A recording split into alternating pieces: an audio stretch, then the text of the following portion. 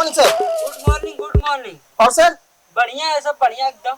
विवेक, क्या हुआ? 3 लोग जोड़ने के लिए बोला था तुमको। सर मैं गया था, 2 लोग को जोड़ दिया हूँ सर, मगर तीसरी जगह गया था, वो मेरे मामा थे सर। मगर मैं जब उनके यहाँ गया सर तो उन्होंने मुझे गाड़ी और मारने की धमकी देकर भगा दिया सर। अरे ऐसा होता है, कोई बात नहीं है। कोशिश करने वालों की कभी हार नहीं होती है। जी सर। ये बड़ी अच्छी बात कही है।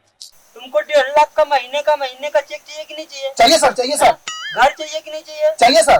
गाड़ी चाहिए सर। तो फिर सपने को क्यों पीछे छोड़े? नहीं सर, मैं अपना हिम्मत नहीं हारा हूँ सर, अपना मनोबल मैंने नहीं तोड़ा sir. Very good, very good. ऐसे एकदम बनाए रखे अपना यस सर। हिम्मत, एकदम कभी हारना मत।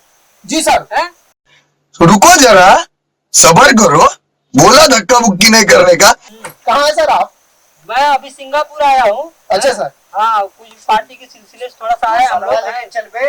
अरे सर ये मसाला कौन मांग रहा है सर? अरे वो चिकन की पार्टी हो रही है ना हम लोग। अच्छा सर। हाँ, रखता मैं बिजी, बाद में बात करता हूँ। अच्छा सर, ठीक है सर।